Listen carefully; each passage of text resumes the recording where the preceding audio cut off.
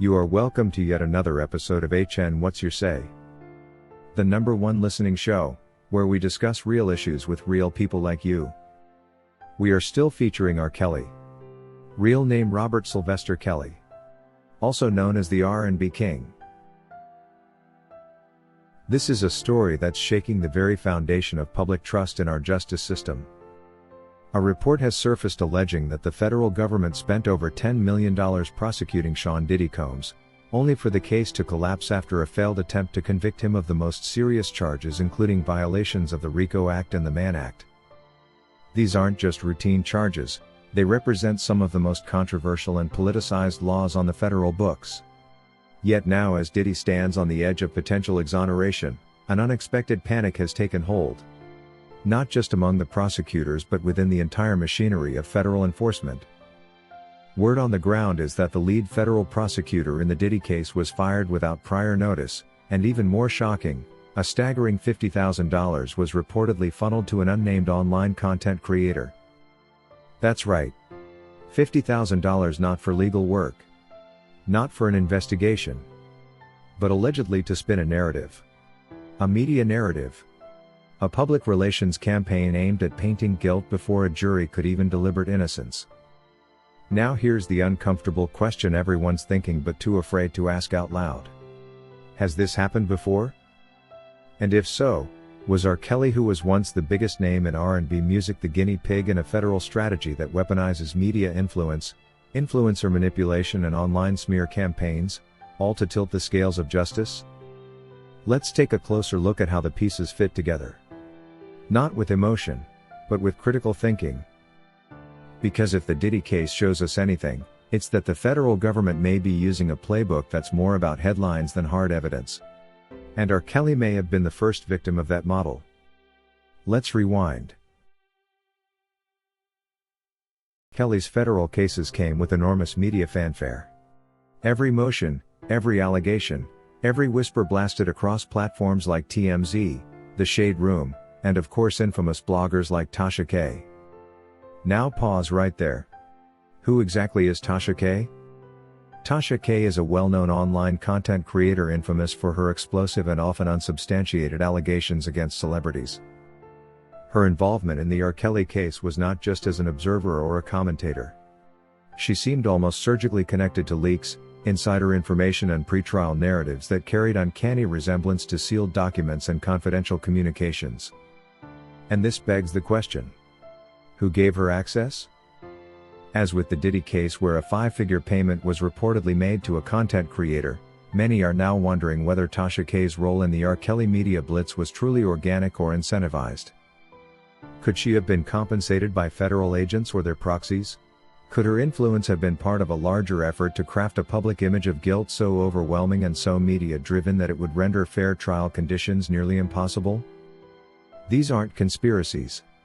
They're questions. Legitimate questions. Especially when we consider the pattern. In both the Diddy and R. Kelly prosecutions, we see eerily similar tactics. Federal charges announced with explosive terminology: human trafficking, RICO and Mann Act. Major media outlets and social influencers repeating the allegations endlessly, often before any cross-examination or due process. Strategically timed leaks that seem to come directly from federal investigators. Influencers and lifetime surviving R. Kelly documentary building massive online clout and monetization by pushing a single uncontested narrative of guilt. And now, in the aftermath of Diddy's near acquittal, we're learning that not only did this strategy backfire, but that money, taxpayer money, may have been used to fund these media efforts. $50,000 to a content creator? Why? What were they buying? An opinion? A voice, or maybe a fan base? And more importantly, if the federal government is now admitting that media collaboration was part of their strategy with Diddy, then why should we believe it wasn't part of their strategy with R. Kelly? Let's talk about the optics and the psychology. When you saturate the public sphere with negative content about a defendant, you don't just make a dent in public opinion. You scorch it. You're not just feeding a narrative to viewers. You're setting the tone for jurors, for witnesses, for judges, Even for potential whistleblowers who might think twice before speaking up if they know they'll be villainized online. In R. Kelly's case, there were moments where leaked information would appear online before it was made available to the defense. Is that really justice? Or is that manipulation? And we can't ignore the timeline. During the critical phases of R. Kelly's federal trial, Tasha K released multiple videos with explosive claims, often citing anonymous insiders and prison sources. She even accessed emails, recorded phone calls and legal communications that should never have been available to the public. So again, who gave her access? The fact that no legal action was taken against her for these leaks even as R. Kelly sat behind bars raises a chilling possibility. Was she being protected? Was she being rewarded for the corruption? And if federal agents had nothing to do with it, why were they so quiet about her involvement, which is well known to be illegal? Compare that to the Diddy fallout. As soon as it came to light that content creators were possibly being paid, heads began to roll. Prosecutors were reportedly removed. Internal reviews were triggered. And suddenly it became a scandal. But with R. Kelly, complete silence. No review. No outcry and no public accountability. So what's the difference here? Why is one case treated like a breach of ethics and the other like standard procedure? The answer may be simpler than we think. R. Kelly was the test case. A black celebrity whose public image had already been severely damaged by years of media scrutiny. The perfect target and someone whose defense could be undermined not just in court, but long before he even stepped into the courtroom. The federal government bet big, just like they did with Diddy. They thought the media narrative would secure the conviction. They assumed that if the public believed R. Kelly was guilty, then jurors would follow suit. But now, as the Diddy case unravels and these backroom deals with content creators come to light, and the public is waking up. And the question is no longer did R. Kelly do it? But rather, did he ever stand a chance? Because if the process was compromised, if the media was weaponized, then we must confront the possibility that R. Kelly's trials were never about facts. They were about perception, manipulation and optics. And that's not justice. That's showbiz. It's time to reevaluate everything we thought we knew.